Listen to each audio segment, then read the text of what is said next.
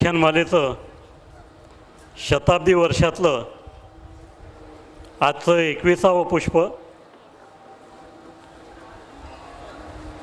स्वातंत्र्य सैनिक आणि सहकार क्षेत्रातील महनीय कार्यकर्ते स्वर्गीय अण्णासाहेब वैशंपायन यांच्या स्मृतिप्रित्यर्थ आजचं पुष्प आपण गुंफत आहोत. आजचं पुष्प गुंफण्यासाठी आपल्यामध्ये फ्रान्स या युरोपीय देशातून अमित केवल यांचं या ठिकाणी आगमन झालं आहे. मी त्यांना व्यासपीठावर आमंत्रित करतो. त्याचबरोबर त्यांचे वडील उत्तमराव केवल पाटील हे देखील आपल्यात उपस्थित आहेत. आजच्या व्याख्यानाचे प्रायोजक पुष्कर वैशंपायन, उद्योजक सुजय गुप्ता आणि सुला वाईन्सचे उपाध्यक्ष संजीव पैठणकर हे देखील आपल्यामध्ये उपस्थित आहेत. या सर्व पाहुण्यांना मी कृपया व्यासपीठावर येण्याची विनंती करतो.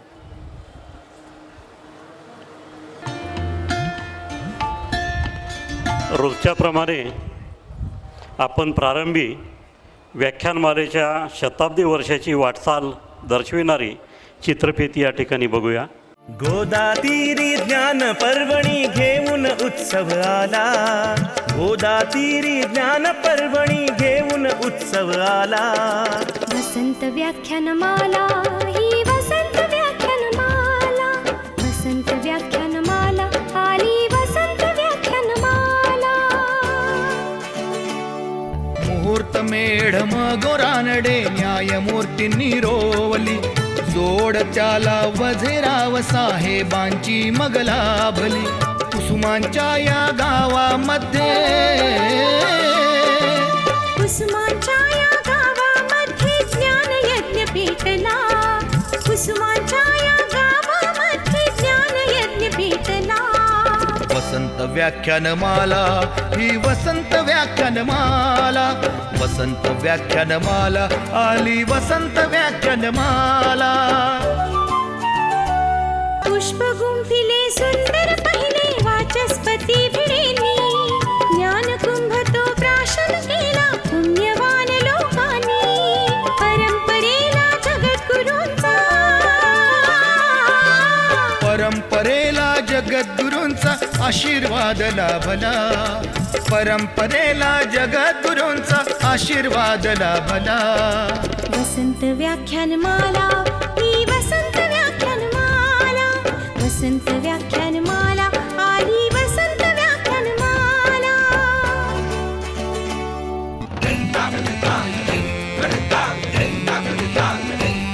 अहो देव मामलेदार पटांगण फुलू फुलू लागले. लोकहिताला शिलेदार ही निस्वार्थी लाभले.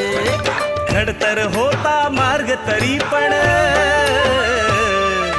खडतर होता मार्ग तरी पण जागर ना थांबला.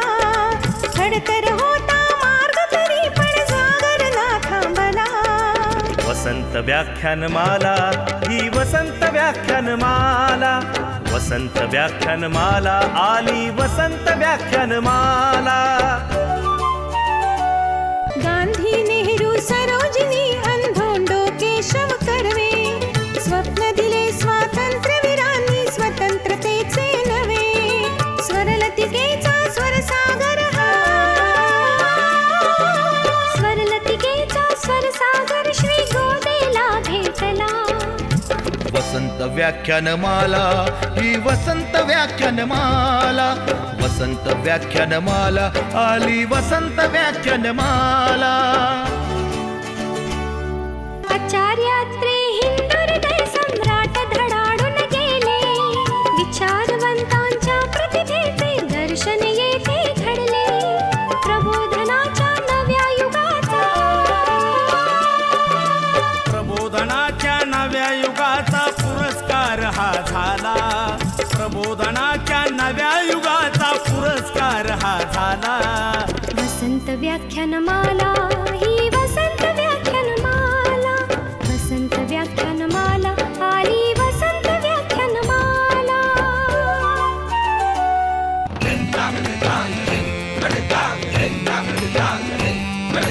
वैभव वैभवशाली परंपरेला जतन करूया सारे. ज्ञानामृत हे घेण्यासाठी गोदा काठी या रे. कला गुणांचा संस्कारांचा, कला गुणांचा संस्कारांचा मंगलमय सोहळा. कला गुणांचा संस्कारांचा मंगलमय सोहळा. वसंत व्याख्यानमाला ही वसंत व्याख्यानमाला. वसंत व्याख्यानमाला आली वसंत व्याख्यानमाला. वसंत व्याख्यानमाला ही वसंत व्याख्यानमाला. वसंत व्याख्यानमाला ही वसंत व्याख्यानमाला. वसंत व्याख्यानमाला ही वसंत व्याख्यानमाला. वसंत व्याख्यानमाला ही वसंत व्याख्यानमाला.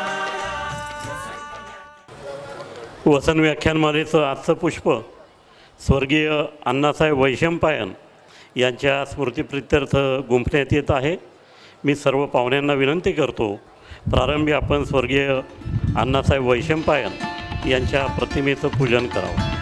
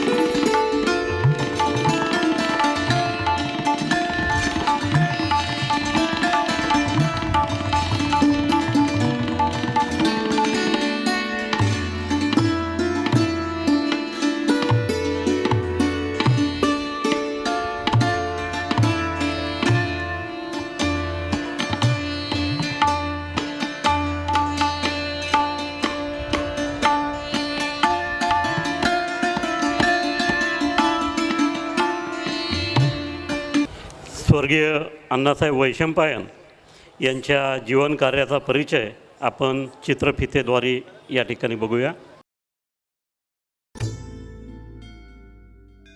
स्वर्गीय अण्णासाहेब वैशंपायन स्वदेश, स्वातंत्र्य, विकास आणि समाजहिताचा आयुष्यभर विचार करणारे काशीनाथ पुरुषोत्तम उर्फ अण्णासाहेब वैशंपायन हे सराफीचा व्यवसाय असलेल्या संपन्न कुटुंबात जन्मले.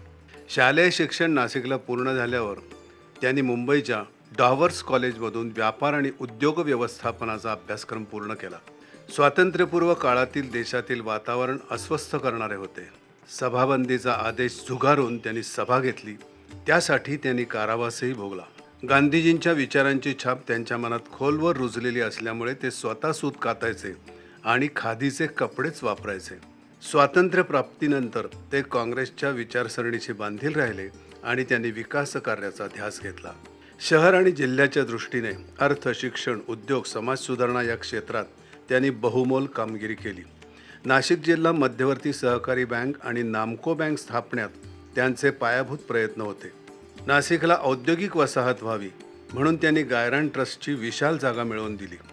सन 1991मध्ये महात्मानगर येथे त्यांनी शाळा सुरू केली. घरकुलांचा प्रश्न सोडवण्यासाठी नाशिक हाऊसिंग प्रकल्पासाठी त्यांनी प्रयत्न केले. आपल्या मित्रपरिवारात बुद्धीची पेढी म्हणून ते ओळखले जात. जपानी भातशेतीचा त्यांनी पुरस्कार केला. स्वर्गीय अण्णासाहेब वैशंपायन यांना नाशिक वसंत व्याख्यानमालेतर्फे विनम्रपूर्वक अभिवादन.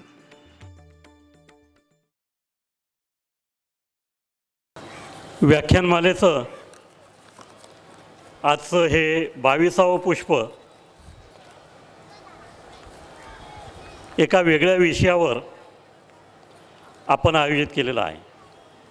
अमित केवल हे आपल्या श्रीरामपूर हे त्यांचं मूळ गाव आणि कोपरगाव त्यांचं आजोळ.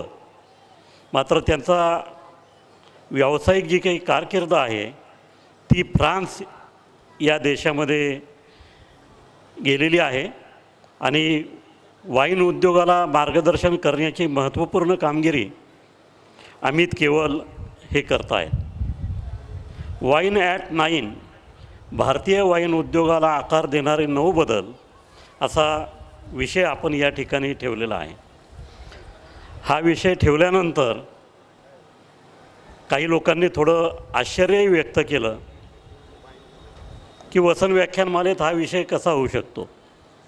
परंतु त्यांना मी नम्रपणे सांगितलं की वसंत व्याख्यानमालेच्या सुरुवातीच्या काळामध्ये केवळ साहित्य आणि अध्यात्म या 2 विषयांवर व्याख्यानं केंद्रीभूत असायची. परंतु जसजसा काळाचा बदल होत गेला तसतसे वेगवेगळे विषय या ठिकाणी वेळोवेळी आलेले आहेत. ब्युटी पार्लरपासून वेगवेगळे किचनमध्ये पदार्थ कसे बनवावेत इथपर्यंत आपण वेगवेगळ्या विषयांची वैविध्यता व्याख्यानमालेमध्ये आणली आणि ही वैविध्यता आणली आणि टिकवली. यामुळे व्याख्यानमालेची वाटचाल ही 100 वर्ष मला वाटतं सुरू राहिलेली आहे. आपल्या या अगोदर मोठी परंपरा असलेल्या अनेक ठिकाणी व्याख्यानमाला आहेत की कोणाला 147 वर्ष झाली आहेत, कोणाला 117 वर्ष झाली आहेत. परंतु खेदाने सांगावं असं वाटतं की तिथली प्रेक्षक संख्याही दर्शक संख्याही कमी झाली आणि महिनाभर जी व्याख्यानं चालायची त्याचा कालावधी पण कुठे 8 दिवसाचा झाला, कुठे 15 दिवसाचा झाला. परंतु वसन व्याख्यानमालेच्या कार्यकर्त्यांनी वेळोवेळी समाजात होणाऱ्या बदलांची दखल घेतली आणि ते विषय आपण ठेवत गेलो. त्यामुळे ही व्याख्यानमालेची वाटचाल सुकरपणे सुरू आहे आणि 1 ते 31 मे अशी सलग महिनाभर व्याख्यानं आयोजित करण्याची परंपरा देखील अद्याप नाशिकमध्ये टिकून आहेत. त्याचं कारण श्रोत्यांचा या व्याख्यानमालेला मिळणारा भरघोस प्रतिसाद आहे हे मी नम्रपणे सांगू इच्छितो. काही वर्षांपूर्वी तृप्ती देसाई यांनी मंदिरांमध्ये महिलांना प्रवेश असावा की नसावा याविषयी जेव्हा नव्यानेच भूमिका मांडायची सुरुवात केली त्यावेळेला आपण त्यांना व्याख्यानासाठी या ठिकाणी आमंत्रित केलं होतं. त्यावेळेला थोडं चर्चेचं मोळ उठलं होतं. परंतु वसन व्याख्यानमालेने भूमिका घेतली की त्यांची एक भूमिका आहे, त्याच्या विपरीत तुमची काही भूमिका असेल तर तुम्ही तुमचं वेगळं मत या ठिकाणी मांडू शकता.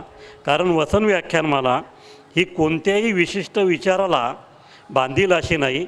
हे मुक्त व्यासपीठ आहे आणि समाजाशी उपयुक्त असे विचार वेळोवेळी या व्याख्यानमालेमध्ये चर्चेले जातात आणि त्यामुळे आम्ही अतिशय विचारपूर्वक निर्णय घेऊन अमित केवल यांना या ठिकाणी आमंत्रित केलेलं आहे. परवाच या ठिकाणी डॉक्टर रवी गोडसे आले. ते स्वतः अद्यापपर्यंत त्यांनी मद्याला स्पर्श केलेला नाही. परंतु त्यांनी भाषणात असं सांगितलं की नाशिकमध्ये द्राक्ष निर्मितीसाठी जे काही वातावरण आवश्यक असतं ते उत्तम वातावरण आहे आणि त्यामुळे नाशिकमधल्या उत्तम द्राक्षाच्या निर्मितीमुळे आपण उत्तम वाईन बनवू शकतो आणि गरज नाही की ही सगळी वाईन नाशिककरांनीच रिचवली पाहिजे, ती आपण परदेशात देखील निर्यात करून नाशिकचं नाव जगभर निर्माण करू शकतो. आणि तसं वातावरण निर्माण होण्यासाठी सरकार, नागरिक, लोकप्रतिनिधी यांनी सामुदायिक प्रयत्न करावेत असं डॉक्टर रवी गोडसे यांनी या ठिकाणी भावना व्यक्त केली. आणि त्यावरूनच हा विषय किती संयुक्तिक आहे हे मला वाटतं वेगळं सांगण्याची आवश्यकता नाही. वाईनच्या निर्मितीमुळे शेतकरी बांधवांना देखील एक उत्तम उत्पन्नाचं साधन हे होऊ शकतं. हे सुला वाईननी या ठिकाणी उत्तम व्यवस्थापन करून मला वाटतं सिद्ध केलेलं आहे आणि अनेक उद्योजकांना, नवीन युवकांना या वाईन उद्योगामुळे रोजगार देखील मिळालेला आहे. अर्थात याची उपयुक्तता अमित केवल हे आपल्या भाषणामध्ये सविस्तरपणे मांडतीलच. मी वसन व्याख्यानमालेच्या वतीनं त्यांचं मनपूर्वक स्वागत करतो आणि वसंतराव खैरनार यांना विनंती करतो की आपण आजच्या वक्त्यांचा या ठिकाणी सत्कार करावा. स्मृतिचिन्ह, मानपत्र आणि फॉर्मी या कंपनीने भरड धान्यापासून बनवलेले पदार्थांचा बॉक्स आपण त्यांना भेट देत आहोत.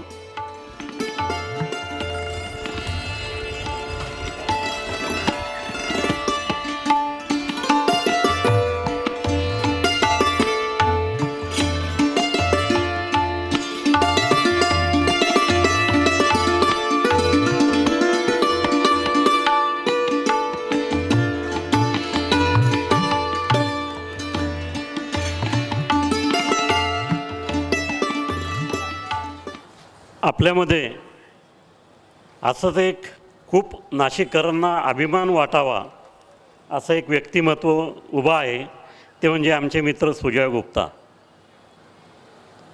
सुजय गुप्ता यांना या ठिकाणी हा उल्लेख केलेला आवडेल की नाही मला माहिती नाही, परंतु तो मी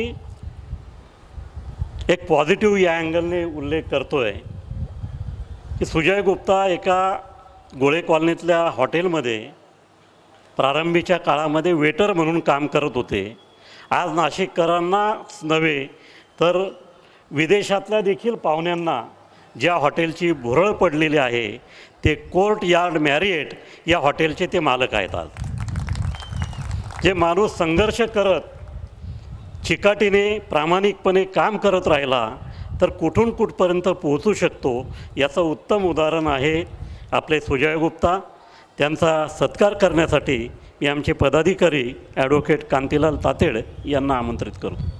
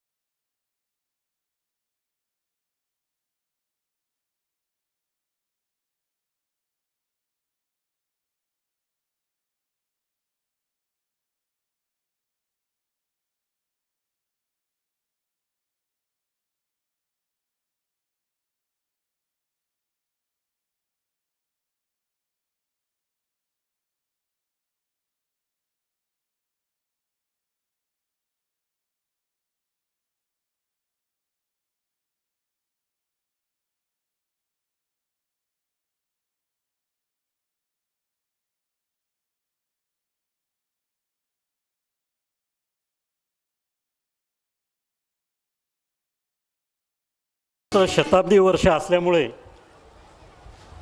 दररोज आपण पूर्वी जे पदाधिकारी होऊन गेले त्यांच्या वारसांना या ठिकाणी आमंत्रित करतो आणि पूर्वजांनी केलेल्या कार्याचं त्यांना माहिती व्हावी, त्यांचं वसन व्याख्यानमालेशी असलेलं नातं अधिक घट्ट व्हावं आणि नवीन पिढी आम्हाला जोडली जावी या भावनेने आम्ही माजी पदाधिकारी किंवा जे पदाधिकारी हयात नाहीत त्यांच्या वारसांना आमंत्रित करत असतो. आपल्यामध्ये अरविंद नेरकर उपस्थित आहेत. त्यांचे वडील स्वर्गीय एवा नेरकर हे व्याख्यानमालेचे अनेक वर्ष पदाधिकारी होते. मी अरविंद नेरकर यांना विनंती करतो आपण व्यासपीठावर येऊन सत्काराचा स्वीकार करावा. अरविंद नेरकर पुणे येथे असल्यामुळे त्यांचे बंधू अशोक नेरकर हा सत्कार स्वीकारत आहेत.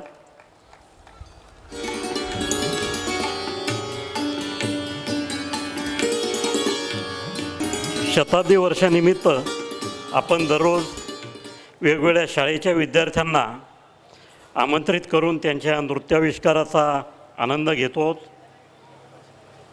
आज या ठिकाणी मराठा विद्याप्रसारक समाज संचलित कर्मवीर रावसाहेब थोरात स्कूल व ज्युनियर कॉलेज मोहाडी येथील विद्यार्थी सूरनिरागस हो या गाण्यावर नृत्याविष्कार सादर करणार आहेत.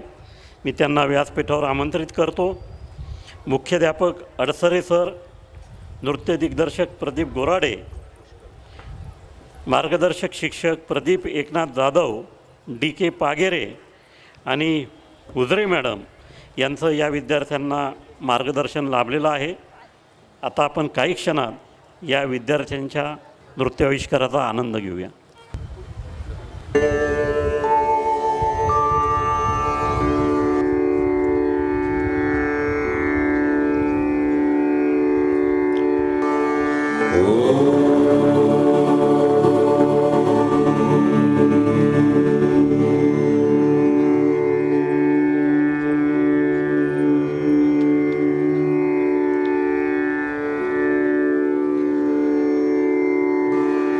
Oh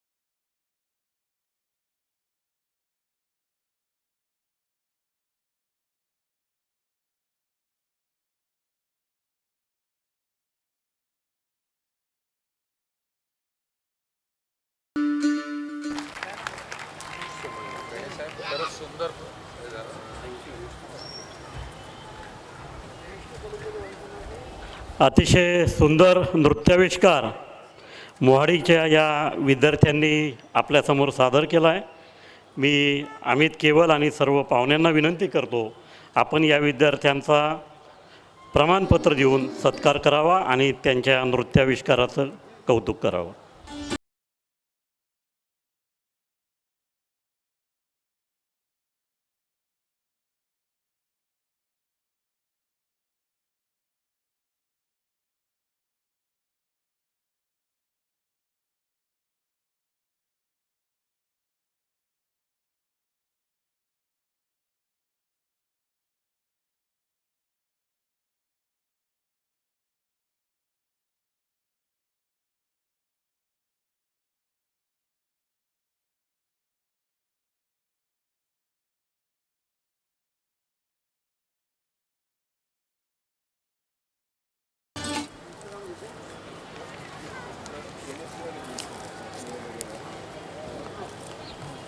उद्या आपल्यामध्ये व्याख्यानमालेच्या आजच्या दुसऱ्या सत्रामध्ये पंजाब घराण्याचे तबलावादक निसर्ग देहूकर हे तबला आणि दक्षिण भारतातलं वाद्य घट्टम, हे तबला आणि घट्टम याची जुगलबंदी आपण दुसऱ्या सत्रामध्ये या ठिकाणी अनुभवणार आहोत.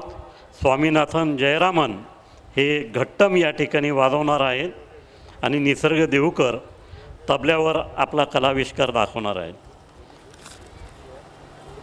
उद्या 22 मे जगप्रसिद्ध लेखक चेतन भगत आपल्याशी संवाद साधतील.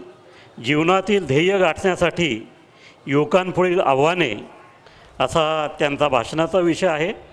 आणि दुसऱ्या सत्रामध्ये प्राजक्ता वर्टी भट यांची जी दुर्वांकूर नृत्य निकेतन नावाची संस्था आहे त्यांचे विद्यार्थी भरतनाट्यम सादर करणार आहे.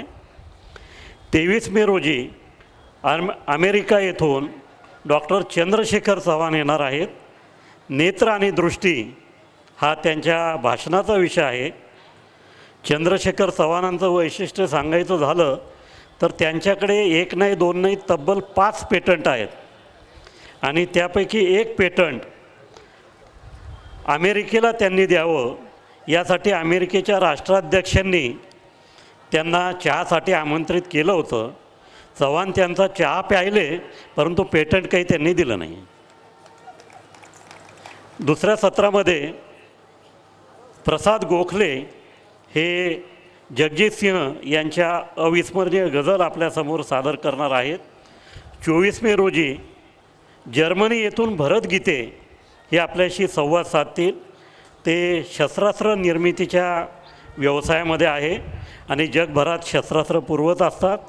मेक इन इंडिया पायाभूत सुविधा क्षेत्र हा त्यांच्या भाषणाचा विषय आहे. आणि त्या दिवशी दुसऱ्या सत्रामध्ये नृत्यांगन कथ्थक नृत्य संस्था कीर्ती भवाळकर आणि त्यांच्या शिष्या नृत्यार्पणम हा कार्यक्रम सादर करणार आहेत. 25 मे रोजी नागपूरचे ज्येष्ठ पत्रकार देवेंद्र गावंडे आपल्याशी संवाद साधतील. महाराष्ट्राच्या सीमावर्ती भागातील नागरिक शेजारच्या राज्यांच्या प्रेमात का हा त्यांच्या भाषणाचा विषय आहे. आणि दुसऱ्या सत्रामध्ये कवी संमेलनाचं आयोजन आपण केलेलं आहे. मी सर्व पाहुण्यांचं पुन्हा एकदा स्वागत करतो आणि आजचे वक्ते अमित केवल यांनी आजच्या पुष्पास प्रारंभ करावा अशी विनंती करतो. तत्पूर्वी आपण त्यांच्या जीवन कार्यावरची चित्रफीत या ठिकाणी बघूया.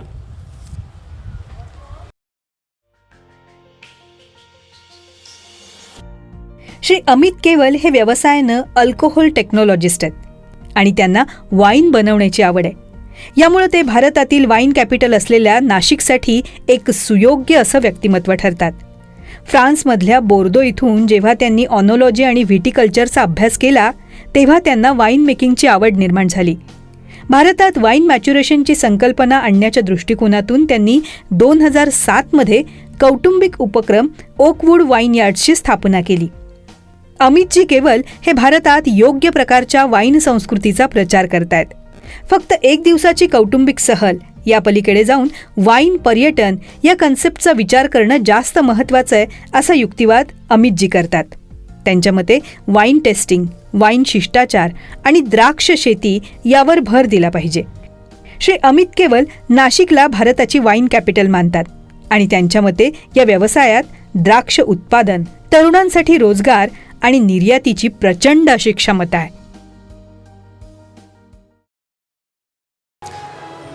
आदरणीय मान्यवर, आवाज येतोय माझा?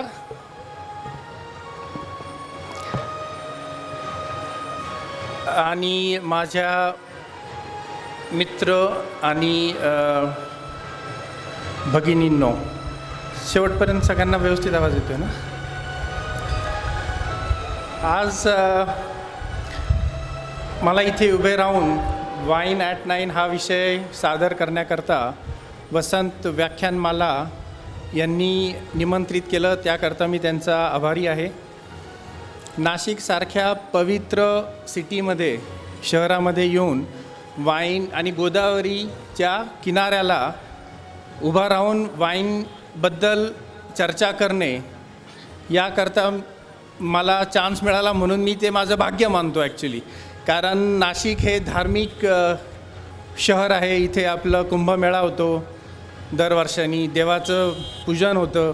आणि अशा ठिकाणी मी येऊन, जसं श्रीकांत बेनी साहेबांनी सांगितलं की त्यांनी ते वाईन विषय घ्यायला डेअरिंग केलं. So I think that was a appreciable efforts. तर आय थिंक सगळ्यात आधी मी तुमच्याकडनं इंग्लिश टू मराठी ट्रान्सलेशन करण्याकरता मला थोडासा वेळ लागतो, त्याकरता you will have to excuse me for that. कारण माझ्या आयुष्यातला निम्मा वेळ मी फ्रान्समध्ये घालवला आहे आणि त्याच्या आधीचा लाईफ माझं श्रीरामपूरला गेलं. त्यामुळे थोडासा मला मराठी शब्द, योग्य तो शब्द चूज करण्याकरता कदाचित वेळ लागू शकतो किंवा मी इंग्लिश वापरावं लागेल. आणि माझं सगळं प्रेझेंटेशन इंग्लिशमध्ये, I could not make it in Marathi. म्हणजे हा लाईफचा ट्रॅजेडी आहे. जेव्हा विद्यार्थी होतो तेव्हा इंग्लिश बोलता येत नव्हतं. आता अशी वेळ आली आहे की मराठी शब्द शोधावे लागतात. पण that's how life is all about. So I am happy to be here with all of you.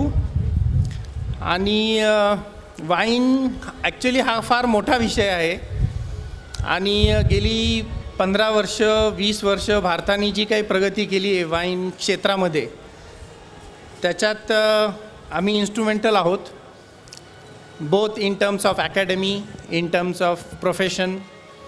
So I consider myself as a lucky actor of an Indian wine industry who have been able to assist both the pre-colonial and post-colonial. Colonial हा शब्द याच्याकरता वापरतो कारण I want to link it to the policy, म्हणजे pre-policy and post-policy. So it's very interesting to share my journey with you. म्हणून मी wine at 9 हा विषय choose करण्याचं कारण हे होतं बेसिकली की 9 I wanted to link it with the time, basically 9 PM. So wine हा असा विषय आहे की हा थिओरॉटिकल चर्चा करून काही उपयोग नाही आहे. वाईन समजून सांगायची असेल कोणाला तर testing has to be the first arm of explaining people what is wine. म्हणजे असं झालं की मी तुम्हाला फक्त मिसळ काय आहे हे मी ओरली समजून सांगतो आणि त्याच्यात तुम्ही समजून घ्यायचं मिसळीची टेस्ट कशी. आता माझ्यासमोर आताच महाराष्ट्र कॅफेचे मालक बसले, त्यांनी त्यांची ओळख सांगितली आणि तो तशातला भाग आहे. त्यामुळे वाईन ॲक्च्युली जर तुम्हाला कोणाला समजून घ्यायची असेल तर I think the best way is only to test it. So next time I will request the organisers to think about this point seriously and involve the players. तर आता माझं प्रेझेंटेशन मी साधारण 9 पॉईंट्समध्ये, की शिफ्ट्समध्ये डिवाईड केलं आहे आणि 9 पॉईंट्समध्ये इंडस्ट्रीचं मी जेवढं शक्य होईल तेवढं कवर करण्याचा प्रयत्न करणार आहे. आणि फ्रान्समध्ये गेली ऑलमोस्ट 25 इयर्स वाईन आणि कोन्याक क्षेत्रामध्ये राहून झाल्यानंतर त्या भागातलं जे एक्सपर्टीज आहे किंवा त्या भागातला जे वाईन आणि कोन्याक हे ॲक्च्युली लक्झरी. कोन्याक हे काय आहे हे मी तुम्हाला सांगणं गरजेचं आहे. Cognac is actually a high end brandy. जसं scotch is a high end whisky, तसं cognac is a premium brandy and it's supposed to be the most expensive luxurious drink in the world. आणि तो एक जिल्हा आहे फ्रान्समध्ये south west एरियामध्ये बॉर्दोपासनं. तर त्या एरियामध्ये माझं काम आहे.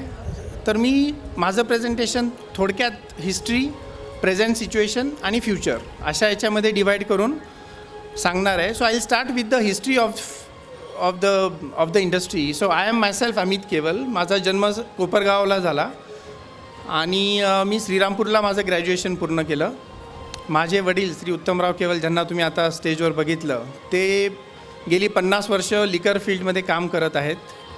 त्यांनी टिळकनगर इंडस्ट्रीजमध्ये बरेचसे मिलियनियर ब्रँड्स बनवले. ते मास्टर ब्लेंडर आहेत. आणि अल्कोहोल हा विषय माझ्याकरता नवीन नव्हता. मला बाळकडू अल्कोहोलचं सिन्स चाइल्डहूड मिळत गेलं. That's why I think I could jump in to wine, spirits or beer. आणि ओव्हरसीजचं जे माझं एक्सपोजर आहे बाहेर देशातलं, ते माझ्या आतेभावाकडनं मिळालं, श्री किशोर गोरे. तर he is my godfather basically. कारण आमच्या फॅमिलीतले ते पहिले मेंबर होते की जे देशाच्या बाहेर जाऊन शिक्षण त्यांनी घेतलं. त्यामुळं आम्ही त्यांच्याकडे बघत होतो की how to link our profession to the overseas education. So is been almost 40 years that he is based out of US. न्यू जर्सीला त्यांनी इंडियन व्यवसाय केला. ते IT क्षेत्रामध्ये कन्सल्टंट आहेत. त्यांचं स्वतःचं एम्पायर US आहे. So he has been very instrumental in guiding me at right time.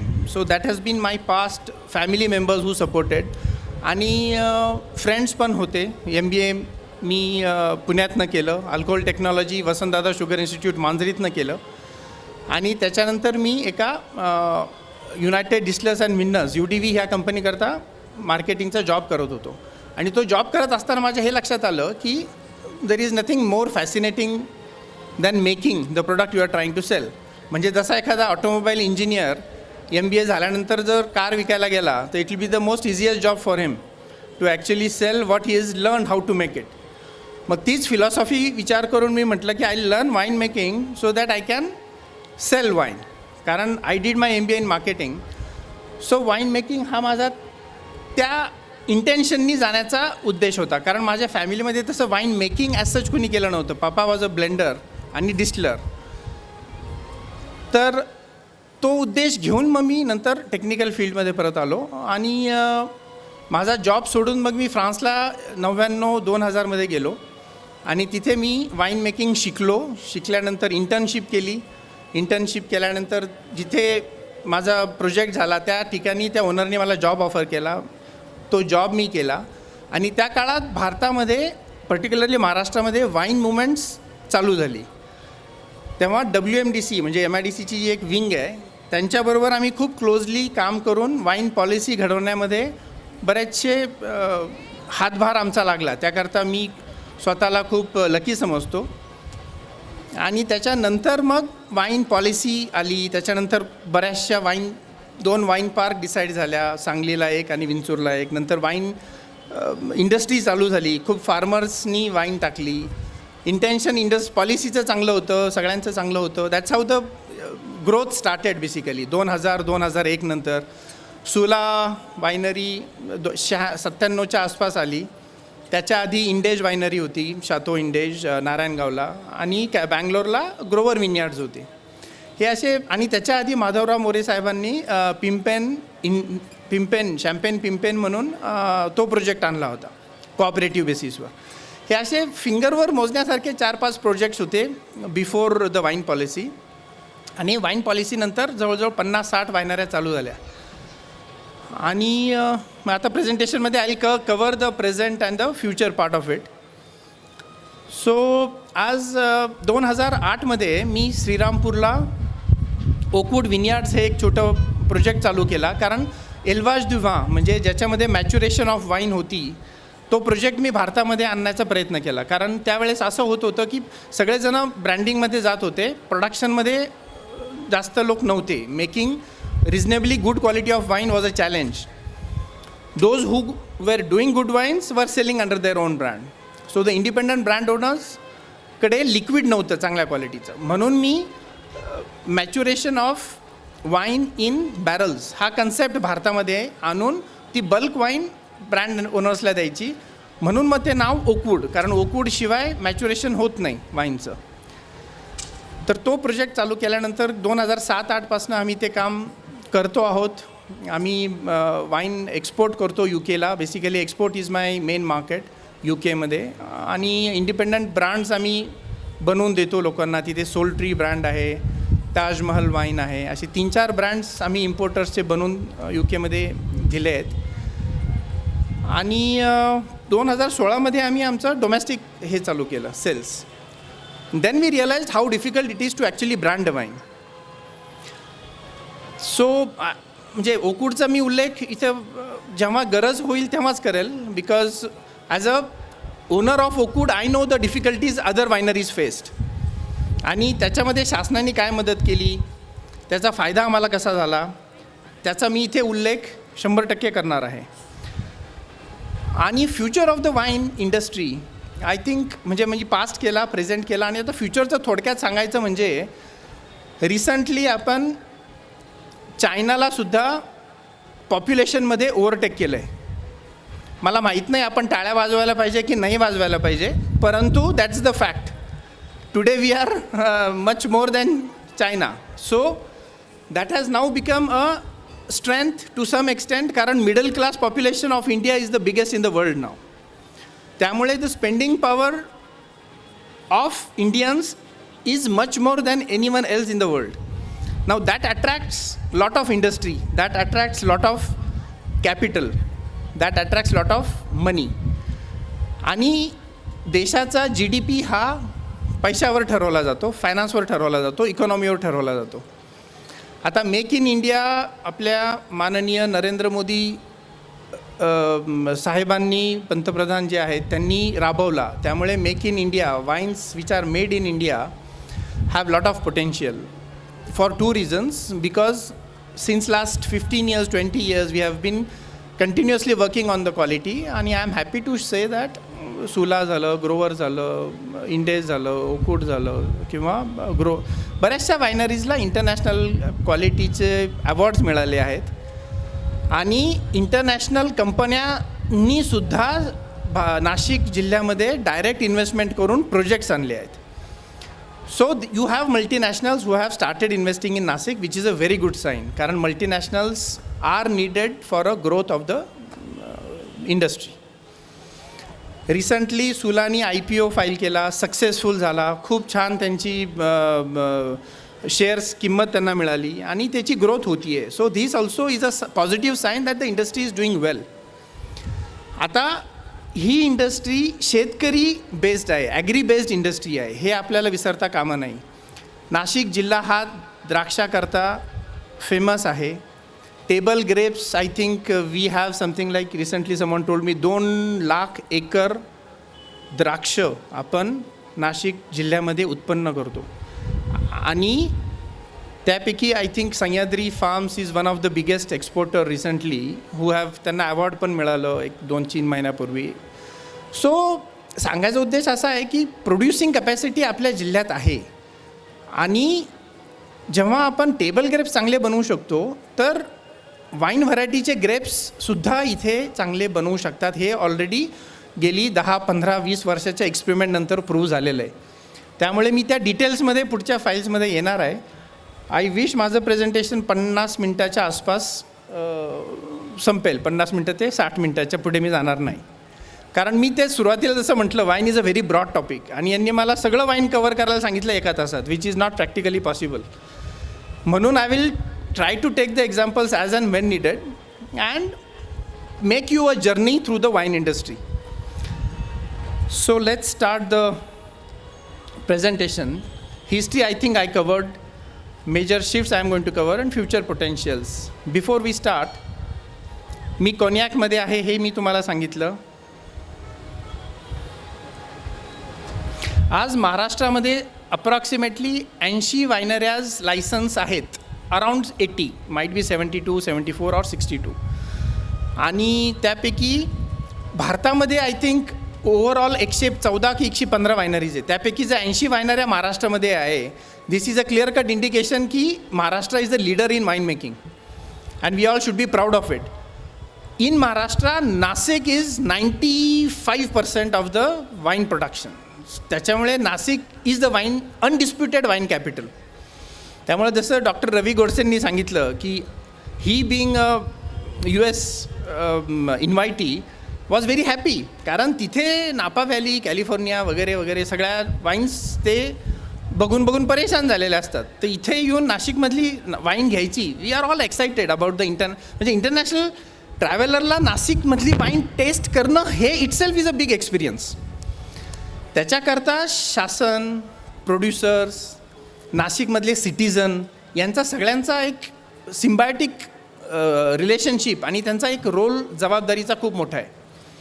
मी आता ते हळूहळू येणार, कारण इंटरनॅशनल क्वालिटीची वाईन बनवणं ठीक आहे, चांगली गोष्ट आहे, परंतु ते जर तुम्हाला इंटरनॅशनल टुरिस्टपर्यंत न्यायची असेल तर तो टुरिस्ट जेव्हा इथं येतो तेव्हा त्या टुरिस्टला कसा अनुभव देताय तुम्ही, तो एक भाग विचार करणं गरजेचं आहे.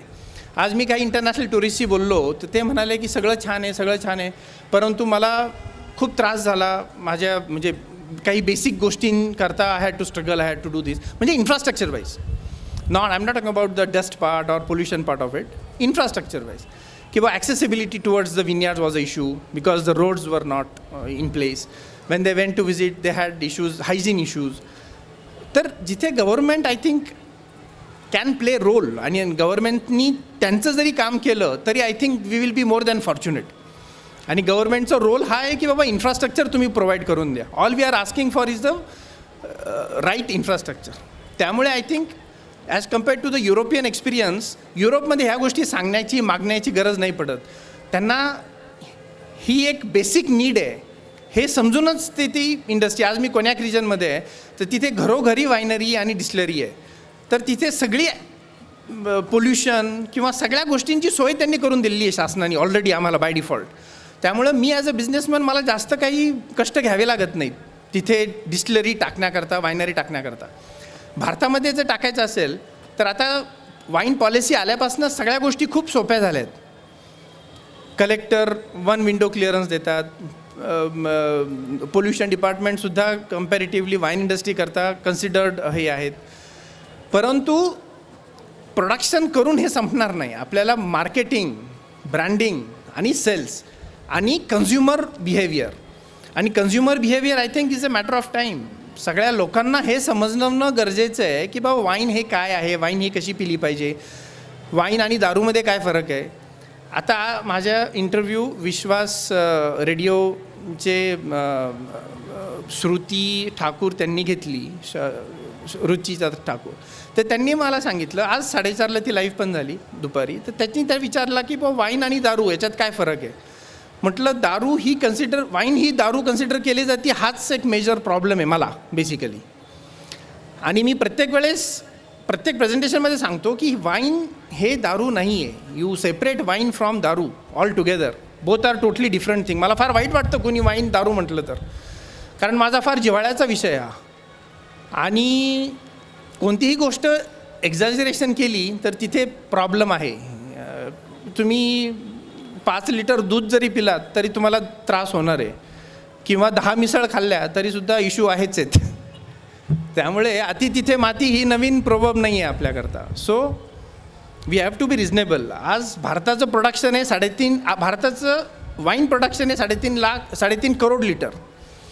आता मी ज्या वायनरीमध्ये ट्रेनिंग घेतलं होतं 20 वर्षापूर्वी, त्या एका वायनरीची कपॅसिटी 1.5 करोड लिटर होती. म्हणजे almost the half the production of Indian wine capacity. तर का बरं असं? तर आपल्याकडे प्लांटेशन, माझ्या दृष्टीने वाईन ग्रेप्सचं प्लांटेशन हे फार कमी आहे. आता त्याला कारणं बरेच वेगवेगळी काही आहेत, परंतु if you have to increase the production of wine in India, the brand owners and the farmer community will have to work hand in hand. I think याच्यात काही दुसरं चॅलेंज नाही आहे मेजरली. आणि ते घडवून आणण्याकरता I think cognac, champagne, Bordeaux these are good examples. Because कोनियाकमध्ये जर मी माझं शेअर करायचं म्हटलं तर जगातले 5 ब्रँड्स किंवा 6 ब्रँड्स मॅक्सिमम जगभरात 90% ते 95% कोनियाक विकतात.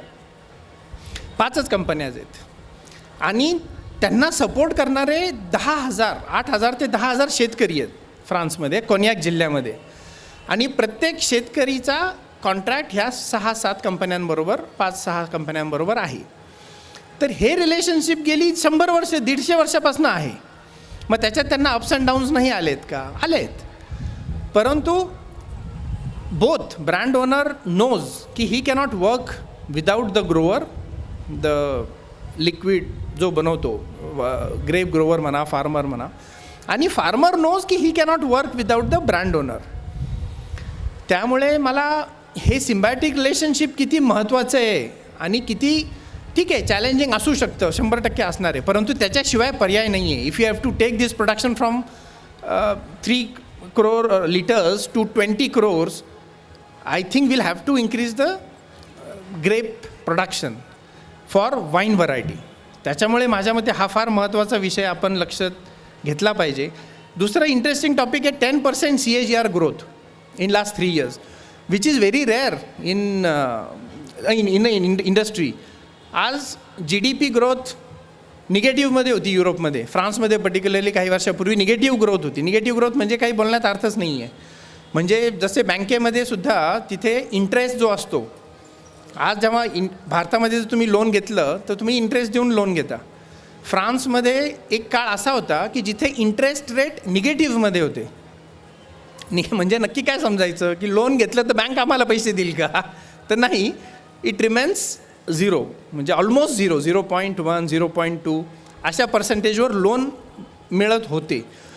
तर this is not a very good sign for the financial status of a country, because it's a fragile situation. If banks don't make money they cannot lend, आणि लोन्स जर कंपन्यांना दिलं नाही तर ग्रोथ ऑब्व्हियसली होत नाही. हे काही नवीन, परंतु भारतामध्ये आपली इंटरेस्ट रेट खूप हाय आहे कम्पॅरेटिव्ह टू द युरोप. आज 10%, 12%, 15%च्या आसपास इंडियन बँक्स पैसे देतात इंटरेस्टवर, as compared to hardly 1%, 0.5% or 1.5% now in Europe or in US. आता मी ही हिस्ट्रीमध्ये जास्त जात नाही, खजुराहोनी काय केलं होतं, इंडस व्हॅलीमध्ये काय होतं, कारण देर इज अ हिस्ट्री इंडिया आणि वाईनची. फक्त 1980sमध्ये ॲज आय सेड शातो इंडेज, नंतर माधवराव मोरे साहेबांनी तयार केलेली पिंपेन आणि बँगलोरला ग्रोवर, हे 3-4 कंपन्या फक्त त्या काळात होत्या. 94मध्ये गॅट प्रकरण आपण सही केलं. आपण लिबरल पॉलिसी 94मध्ये नरसिम्हा राव जेव्हा प्राईम मिनिस्टर होते तेव्हा गॅट झाल्यानंतर ओपन झाला कंट्री आपला for foreign investments, foreign trade. त्याच्यानंतर बाहेरच्या गाड्या यायची पॉसिबिलिटी झाली. त्याच्यानंतर ॲक्च्युअल सगळं कंपनीचं ओपनिंग झालं आणि त्याच्यानंतर आपली म्हणजे ॲज अ इंडियन स्टँडर्ड वाढवायचा चान्स आपल्याला मिळाला लिबरलायझेशन 1994चं झाल्यानंतर. आणि लगेच 2001मध्ये आपण वाईन पॉलिसीची झाली. So that's why I said pre wine policy आणि पोस्ट वाईन पॉलिसी. आपल्याकडे पोटेन्शियल आहे. मी आता प्रत्येक व्हरायटी आणि प्रत्येक डिटेल्समध्ये जात नाही, परंतु नाशिक जिल्हा आणि नाशिकचं क्लायमेट, आय थिंक नाशिककर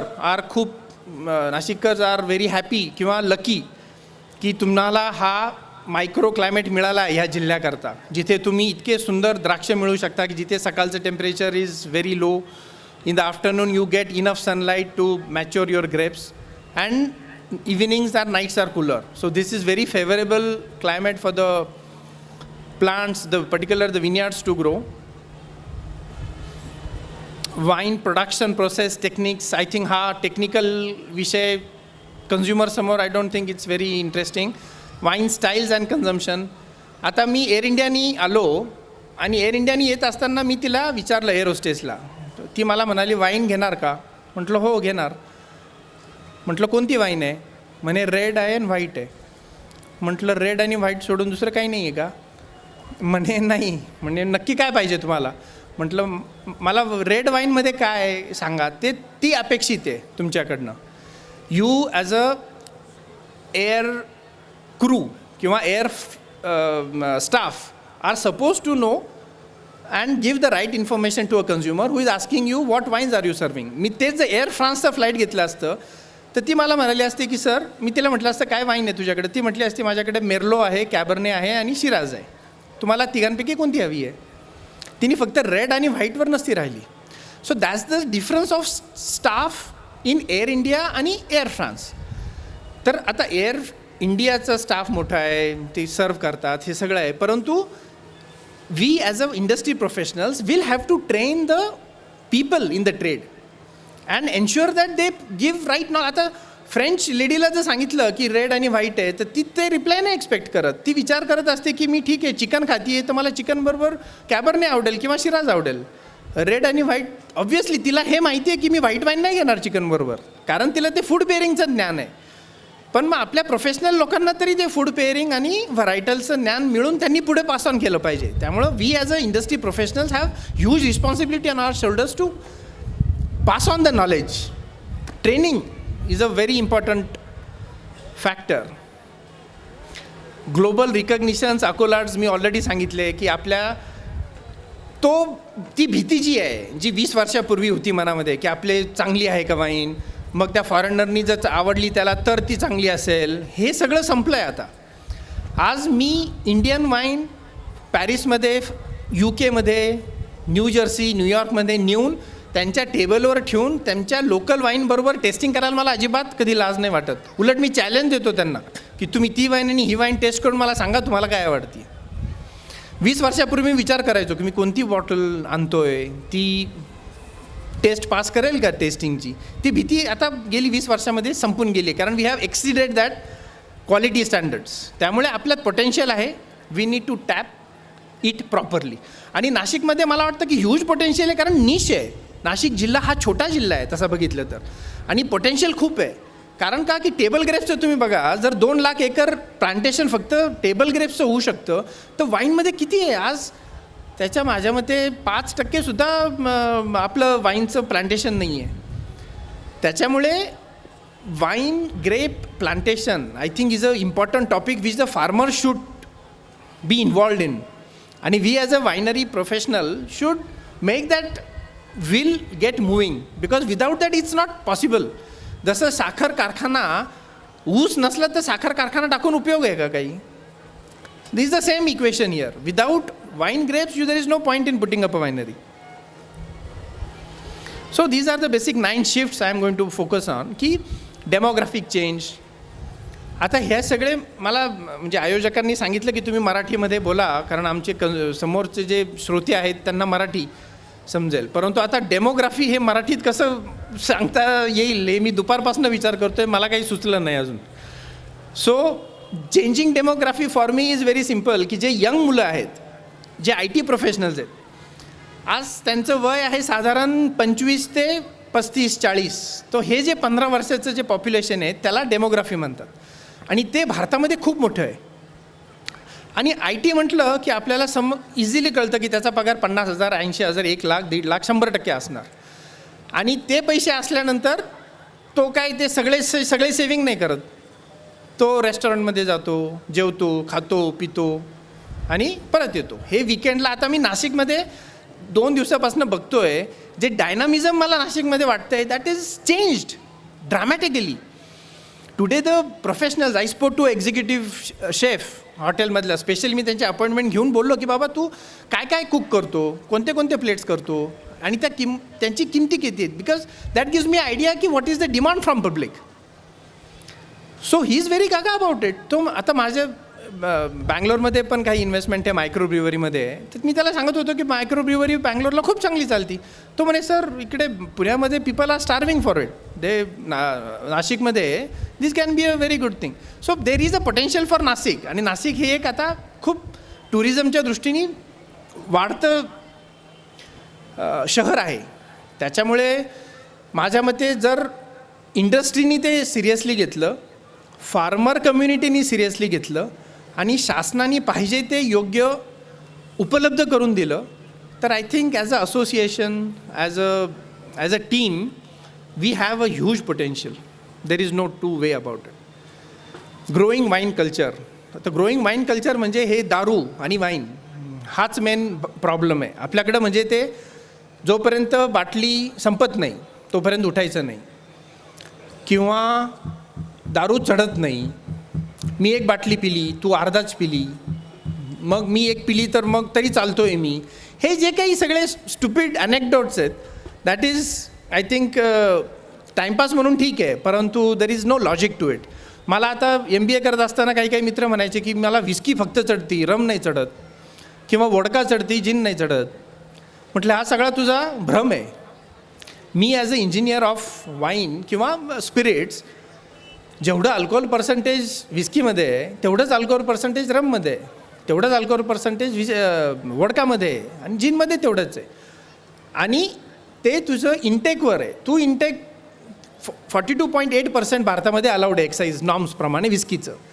तेवढा तू पिला तर ते तुला ठीक आहे, ठराविक तुला नॉशिया येईल. तू तेवढंच अल्कोहोल दुसरं पिलं तरी तेवढंच तुला येणार. फक्त ते तुझा माइंडसेट असतो की यार मला चढली नाही. म्हणजे आता हेच जे एन्व्हायरमेंट बंद असतं, आज ओपन एअरमध्ये म्हणून I don't feel any issue. तेच जर मी समजा म्हणत असतो की नाही मला थोडंसं अनकम्फर्टेबल वाटतंय, तर obviously I will feel uncomfortable because I had been saying myself that I am uncomfortable. It's as simple as it is. त्यामुळे मी त्याला म्हटलं त्याच्यात तुला टेक्निकल तथ्य काहीच नाही आहे की विस्की चढतीन वोडका चढत नाही. आता वाईनचं कंपॅरिझन केलं तर तसं तुमचं पर अल्कोहोल प्युअर जर काढलं, एका बाटलीमध्ये किती अल्कोहोल प्युअर आहे, तर that is much higher than a nip of whisky. But then again in comparison to pure alcohol की वाईनमध्ये किती पर्सेंटेज आहे V/V, आणि मग ते, परंतु ह्या सगळ्या गोष्टी टेक्निकल आहेत. मी काय म्हणतो की तुम्हाला वाईन पिण्याकरता चव बघा तुमची, stick to your taste. If you love it, if you like it, the wine is good. If you don't like it, wine is bad. भले त्या बाटलीची किंमत 10,000 रुपये जरी असली आणि तुम्हाला नाही आवडली, संपला विषय, ती बाटली चांगली नाही आहे, संपला. Because it is liked by someone else, you should like it. हा डेफिनेशनच चुकीची आहे. किंवा फ्रेंच लोकांना मेर्लो व्हरायटी आवडती म्हणून आपल्याला पण मेर्लो आवडली पाहिजे, असं कंपल्शन काहीच नाही आहे. फूड पेअरिंग जे आहे that is the concept where you should like the drink you will have. There might be a place ki you might want to have a beer with that particular meal, which is fine. त्यामुळे one should have a possibility of keeping his exposure open, की ठीक आहे हे असंच व्हायला पाहिजे, तसंच व्हायला पाहिजे. आपल्याला भारतीय संस्कृतीमध्ये खूप शिकवलं असतं की तू मोठा झाला की तू डॉक्टर हो, इंजिनियर हो, नाही तर एवढंच हो. 3-4च पॉसिबिलिटी असतात. मला कधी वडील म्हटलं नाही की तू अल्कोहोल टेक्नॉलॉजिस्ट हो म्हणून. ते बाय चान्स झालं, ग्रॅज्युएशन झालं, ग्रॅज्युएशनमध्ये चांगले मार्क नाही मिळाले, आता तू काय करशील, निदान नोकरी केमिस्ट्री तरी होईल, म्हणून मग ते अल्कोहोल टेक्नॉलॉजीमध्ये आम्ही आलो. परंतु I think that was a destiny की now the potential is huge in India and we are able to tap it. Quality improvement, I think मी त्याच्यावर भरपूर इन्सिस्ट केलं आहे की आधी क्वालिटी आपली ग्रोथ पोटेन्शियल होतं त्याच्यात, आणि आज आपण इंटरनॅशनल वाईन्सला सुद्धा मारू शकतो. I am happy to say की बॉर्दोमधल्या बेसिक वाईन्स आपल्या इंडियन वाईनपेक्षा थर्ड क्लास आहेत. त्याच्यापेक्षा अजून काही मी प्रूफ तुम्हाला द्यायची गरज नाही. म्हणजे ज्या वाईन्स तिथल्या बल्क वाईन्स आहेत, त्या वाईन्सची क्वालिटी आपल्या व्हरायटल्सपेक्षा चांगली नाही आहे. So it's not right to say की फ्रेंच वाईन आहे म्हणून चांगली आहे, चुकीचा कन्सेप्ट येतो. तुम्ही फ्रेंच वाईन फक्त फ्रेंच आहे म्हणून पिऊ नका. तुमच्या टेस्टला काय सूट होतं आहे, मग ती नाशिकमधली वाईन असो, कर्नाटकातली असो, किंवा सोलापूर, सांगली, सातारामधली असो, तुम्हाला काय सूट होतं आहे ते बघा. Don't go with the mob. पण आपल्याकडे मॉब सायकोलॉजी खूप जास्त आहे. So I want people to challenge themselves. Wine tourism and experience, wine tourism I think is a huge potential. म्हणजे आय कांट एक्सप्लेन. मी म्हणजे 1 तास फक्त वाईन टुरिझमवर बोलू शकतो. आज नाशिकचं उदाहरण द्यायचं म्हटलं तर आपल्याकडे साधारण I don't know, maybe Sula is right to tell, 5 lakh visitors दरवर्षी येतात. त्यापैकी 3.5 लाख व्हिजिटर्स फक्त सुलाला येतात.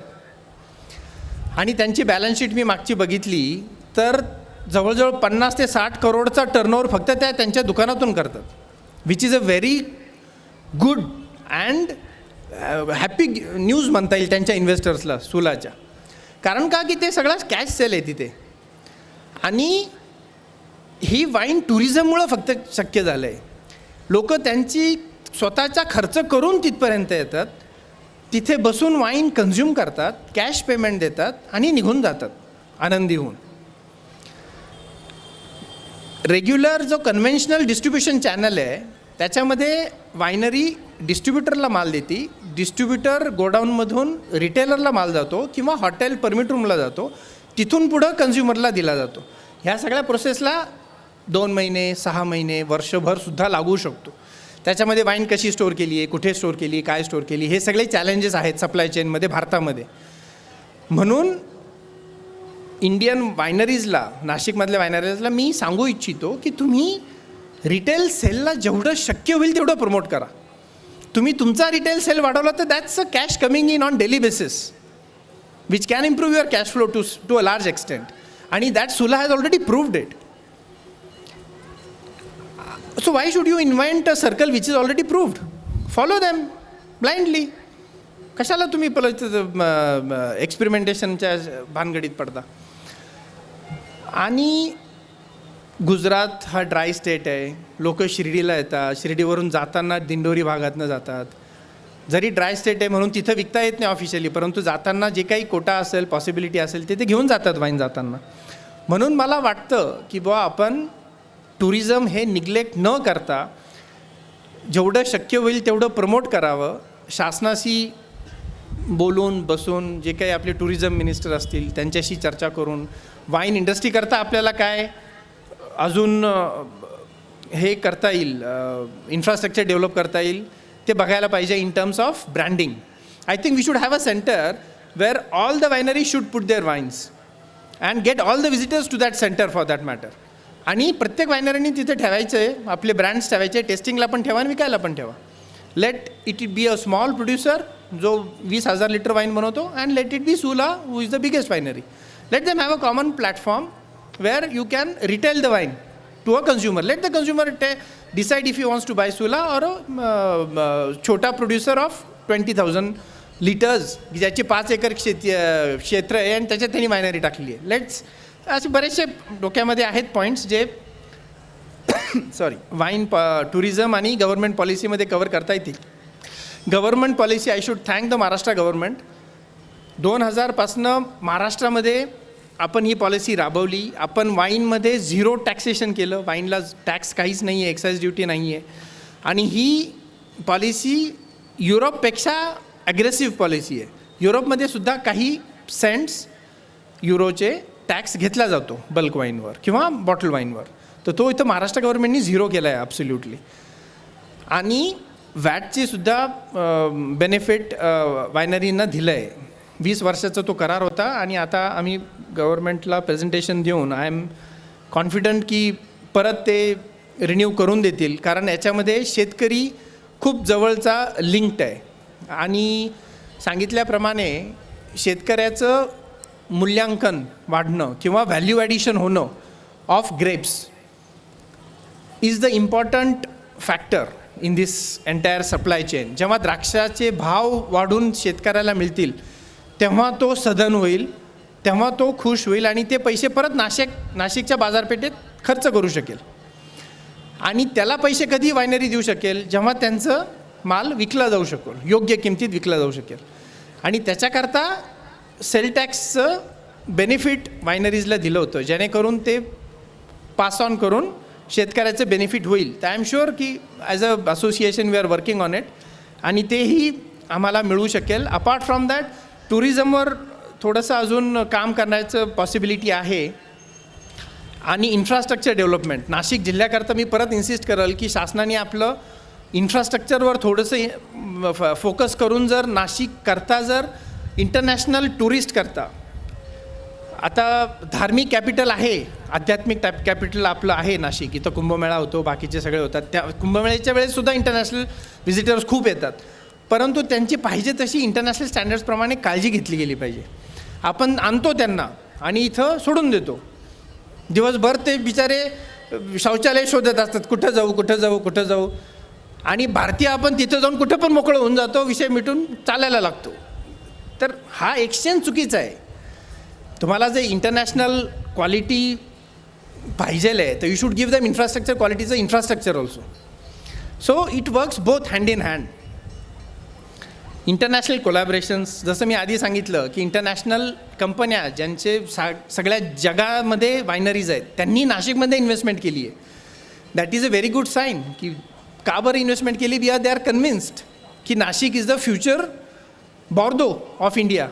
बॉर्दो हे फ्रान्समधलं वाईन कॅपिटल आहे. So I am very proud of it की नाशिक जर वाईन कॅपिटल इंडियाचं आहे आणि ते मेंटेन करणं. आता गव्हर्मेंट पॉलिसीमध्ये जसं महाराष्ट्र ऑलरेडी अग्रेसर भूमिका आहे. So it's okay to be a leader, but to maintain a leading position is much challenging. So it's our job as a industry member to keep that leading position. आज मेघालय झालं, आसाम झालं किंवा मिझोराम झालं किंवा UP गव्हर्नमेंट झालं, मध्य प्रदेश, त्यांना जर wine policy करायची असेल तर ते काय करतात? महाराष्ट्रामध्ये येतात. महाराष्ट्राचे वायनऱ्या व्हिजिट करतात. महाराष्ट्राचे गव्हर्नमेंटशी ते इंडस्ट्री डिपार्टमेंट, एक्साईज डिपार्टमेंटशी चर्चा करतात. त्यांचे इथे काय प्रोसेस आहे ते बघून तिकडे जातात. याचा अर्थ असा होतो की आपल्याला we should be above the edge as compared to the national platform. त्याच्यामुळे I will request the Maharashtra government to be always on the edge. आता गेली 20 वर्षापासून आपण टॉपवर आहोत. तीच पोझिशन पुढचे अजून 40-50 वर्षे मेंटेन करायचे असेल तर आपल्याला काहीतरी ॲग्रेसिव्ह भूमिका घेणं गरजेची आहे. शेवटचा पॉईंट काय होता लक्ष्मण?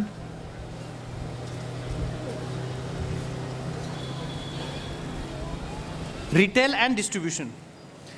मी सांगितल्याप्रमाणे रिटेल जे कन्व्हेन्शनल डिस्ट्रीब्युशन सायकल आहे त्याच्यामध्ये डिस्ट्रीब्युटर, रिटेलर, परमिट रूम ह्या चॅनल थ्रू आम्हाला जावं लागतं. आणि त्याच्यामध्ये बऱ्याचशा वेळेस काय होतं की प्रोड्युसर्सचा इंटरेस्ट हा बाजूला ठेवून डिस्ट्रीब्युटर, रिटेलर किंवा परमिट रूमवाले हे त्यांचा प्रेझेन्स जो असतो त्या ठिकाणी. उदाहरणार्थ मी समजा आता नरिमन पॉईंटला मला वाईन विकायची तर मला फक्त रिटेल दुकाना थ्रूच विकता येते. तर तिथला दुकानदार म्हणतो मला तू 1 लाख रुपये दे तर मी तुझा बाटली ठेवतो. तर ते मला शक्य होत नाही as a small wine producer. But he doesn't agree because तो म्हणतो की मी नरिमन पॉईंटला माझं दुकान आहे, मला माझे कॉस्ट आहेत, मला हे आहे ते आहे, म्हणून मग मला ते तुला देणं गरजेचं आहे. So if I have to sell I have to pay 1 lakh rupees आणि after paying 1 lakh rupees I sell 2 bottles every month. So that doesn't become a viable equation. म्हणून to bypass that and go up to the consumer is only the way. आणि e-commerce किंवा selling it on internet is another option. परंतु आता excise हा आपला फार किचकट विषय आहे. त्याच्यामध्ये वाईन कशी आणणं हे आता ॲक्च्युली ज्यांनी काम केलं आहे त्यांना फार जवळून समजू शकतं की मी काय बोलतो आहे. कारण प्रत्येक गोष्ट करून आणायची शासनाकडनं म्हणजे अवघड काम आहे ते. त्याच्यामुळे त्याच्याबद्दल मी जास्त काही बोलत नाही. परंतु it's a challenge with needs to be addressed earlier or letter.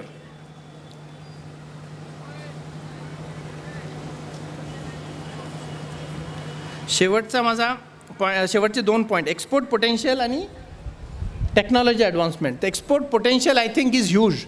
फक्त आपण कॉम्पिटिटिव्ह नाही आहोत कारण आपले वाईनची कॉस्ट जास्त आहे. आज कोन्याकचं तुम्हाला उदाहरण द्यायचं म्हटलं तर फक्त कोन्याक रिजन किंवा कोन्याक जिल्ह्यामध्ये 2.5 लाख एकर प्लांटेशन फक्त कोन्याक बनवण्याकरता आहे. 2.5 लाख एकर जे हे 10,000 शेतकरी बिलॉंग करतात. सो यू कॅन इमॅजिन की प्रॉस्पेरिटी त्या देशाची का बरं जास्त आहे? कारण production and the income per head is much more because of the niche they have created. Niche म्हणजे एक स्पेशालिटी आणि ती स्पेशालिटी लकीली नाशिकला आता मिळालेली आहे. क्लायमेटमुळे वाईन कॅपिटल ऑलरेडी डिक्लेअर आहे. आपण जॉग्राफिक इंडिकेट GI पण माझ्या मते अप्रूव्ह झालेलं आहे. त्याच्यामुळे ह्या सगळ्या गोष्टींचं योग्य प्लॅटफॉर्मवर कम्युनिकेशन करणं गरजेचं आहे की भारतीय नाशिकची wine, let's go in New York and make a testing of Nashik wines. कारण we are proud to produce Indian wines, Nashik wines basically, आणि we have that capacity to do it. Technological advancement I think overall जगामध्ये खूप developments होत असतात. दर 6 महिन्यांनी wine इंडस्ट्रीमध्ये R&D आहे, R&D होती आहे. तर माझ्या मते एक छोटा आता महाराष्ट्र शासनाने आम्हाला पॉलिसी दिली, सगळं दिलं, परंतु R&D करता माझ्या मते आम्हाला काही प्लॅटफॉर्म दिला नाही. तर तिथे सुद्धा एक छोटं काम करण्याची माझ्या मते आवश्यकता आहे. कारण जेव्हा आपण R&D करू शकतो तेव्हा त्याचा उपयोग सगळ्या इंडस्ट्रीला होतो. आज प्रत्येक प्रोड्युसर त्यांच्या कपॅसिटीमध्ये R&D करून कमर्शियलायझेशन करतो आहे. परंतु ज्यांना शक्य नाही त्यांच्याकरता प्लॅटफॉर्म मिळण्याकरता I think we should have a R&D platform. आणि ग्रेप्सपासनं वाईन बनवणं हा एक भाग झाला. आज फ्रूट्सपासनं वाईनसुद्धा बनली जाती आहे. आताच मला एक आमचे मित्र सांगत होते की जांभळापासनं वगैरे वाईन बनवली, अजून फ्रूट्स याच्यामध्ये ट्रायल घेत आहेत. So that's a good thing because at the end of the day wine is going to be consumed आणि wine is not harmful for your health. काही जरी केलं तरीसुद्धा तुमचे जे अँटीटॉक्सिन्स आहेत त्याच्यामध्ये जे अँथोसायनाइन्स आहेत that dilutes your fats in your arteries आणि that's good for your health. ते डॉक्टर रवी गोडसे जे MD आहेत, अमेरिकेमध्ये फार मोठे डॉक्टर आहेत, ते स्वतःसुद्धा सांगतात. त्यामुळे I don't need to repeat it. So I think I have covered the major 9 points. Future, I am sure that we are the key factors that will drive advocacy and industry collaboration. I think we have the ecosystem, I have shared you the details. Government support and policy reforms. त्याच्यामध्ये आम्ही काम करत आहोत. फक्त मला एक जे जाणवलं गेली 2-3 दिवसामध्ये, फार्मर्स आणि इंडस्ट्री प्लेयर्स भारतामध्ये, नाशिकमध्ये ॲटलिस्ट एवढं त्यांचं थिक कम्युनिकेशन मला जाणवलं नाही. त्याच्यामुळे I will request the industry players to have a very thick and close collaboration with the farmers, because without that I don't think we will be able to move ahead. आणि ती divide and rule policy, industry छोटी आहे. मी तुम्हाला आत्ताच सांगितलं की 3.5 crore litres बनवतो आहे आणि तिथे एकाच वायनरीची कॅपॅसिटी 1.5 करोड आहे. सो यू कॅन इमॅजिन की तशी बघितले तर ही इंडस्ट्री छोटी आहे, अजून फक्त पोटेन्शियल खूप मोठं आहे. सो आत्ताच डिवाइड अँड रूल करण्यापेक्षा we have to stake together. There is no point in getting divided at this stage because we are nowhere actually. आपला सगळ्या इंडस्ट्रीचा टर्नओव्हर माझ्या मते 1,000-1,500 करोड असेल, which is for industry nothing. आज एकाच कंपनीचं तुम्ही बघितलं, एखाद्या लिस्टेड कंपनीचं टर्नओव्हर 5,000, 10,000, 8,000 करोड असतो. So that way industry is small but with a huge potential. We as a industry players need to get organised without having differences. Major differences rather. छोटे मोठे differences are good to have. Testing appreciation, wine appreciation courses, कन्झ्युमरला educate करणं हा फार महत्त्वाचा विषय आहे. जसं मी सांगितलं, दारू आणि वाईन याच्यामध्ये फरक आहे. वाईन कशी कन्झ्युम करायला पाहिजे, वाईनमधले काय फ्लेवर्स आहेत, स्टाईल्स कशा आहेत, फूड पेअरिंग कसं केलं जातं, ह्या गोष्टींवर कन्झ्युमरनी ओपन राहायला हवं समजण्याकरता. सस्टेनेबिलिटी अँड ऑर्गॅनिक प्रॅक्टिसेस आपण ऑलरेडी करत आहोत बऱ्याचशा ठिकाणी. त्याच्यामुळे I think this is already in place. Quality assurance and branding करता I think is a bigger challenge for the small players, but the better quality you do I think you are sure of selling them. Infrastructure development, which I already addressed, international market developments. So I think I have covered the major 9 points, and I am sure कि जे wine lovers आहेत, I am open for the interaction. You can always come and talk to me. आणि I am deeply convinced that Indian wine industry has got good future. Particularly Nashik being a wine capital, I am once again very happy, excited about seeing the optimistic future opportunities here. आणि मी तिथे businessman जरी असलो कोण्याकमध्ये, तरी I have India on my radars. That's only the reason का बरं मी माझ्या फॅमिलीबरोबर ओकूड विनयार्ड्स 2007-8मध्ये स्थापन केलं. So there is a future and there are so many players who are wanting to jump in to wine industry. That's another good sign. फक्त as a consumer I would once again request all the नाशिकर्स की be responsible which you are. I am happy to be in front of you. Once again, thanks for inviting me, organizers, and Nashik city to give me this time. Thank you very much. Jai Hind, Jai Maharashtra. Thank you.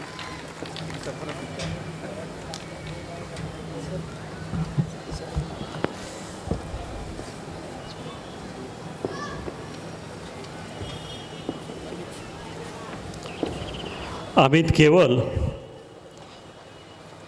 यांनी या ठिकाणी wine उद्योगासंदर्भातलं सविस्तर विवेचन या ठिकाणी केलेलं आहे.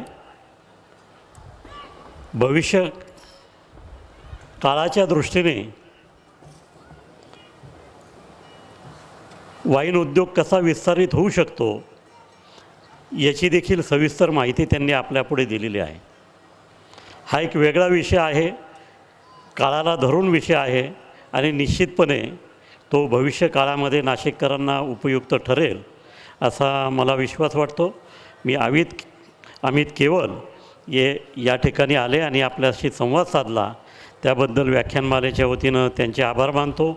आपल्यामध्ये सुजय गुप्ता, पैठणकरजी हे देखील उपस्थित राहिले, त्यांनाही धन्यवाद देतो. पुष्कर वैशंपायन यांचेही आभार मानतो.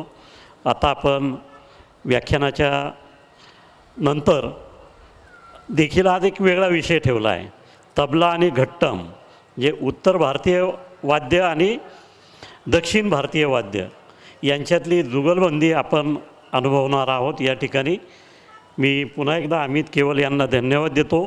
या ठिकाणी आज अमित केवल यांच्या भाषणातनं एक गोष्ट निदर्शनास आली की एखादा जर वक्ता व्यवस्थित मराठी बोलू शकत नसेल तर आपण दुभाषिकसुद्धा ठेवला पाहिजे.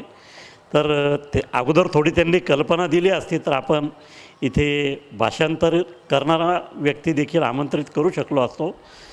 आपण यावर्षी अमेरिकेच्या भारतीय वंशाच्या उपाध्यक्ष ज्या आहेत कमला हॅरिस आणि ब्रिटनचे पंतप्रधान ऋषी सुनक यांच्यासाठी देखील प्रयत्न केले होते, परंतु कालावधी कमी पडल्यामुळे पुढच्या वर्षी ते येण्याची शक्यता आहे आणि त्यावेळेला आपल्याला निश्चितपणे दुभाषिक हा ठेवावा लागणार आहे.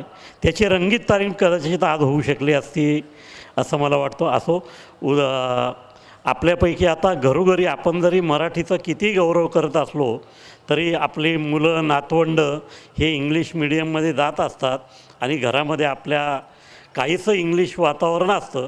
हे आपण मोकळेपणाने मला वाटतं मान्य केलं पाहिजे आणि त्यामुळे बऱ्यापैकी प्रेक्षकांना या ठिकाणी त्यांनी जे इंग्रजीमध्ये काही संभाषण केलं ते निश्चितपणे समजलेलं असेल असं वाटतं.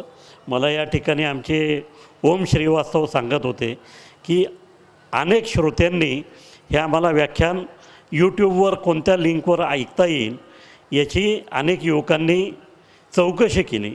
याचा अर्थ या विषयाची क्युरिओसिटी निश्चितपणे लोकांमध्ये आहे. भविष्यात किंवा आत्तासुद्धा युवकांना त्याचा उपयोग होऊ शकेल.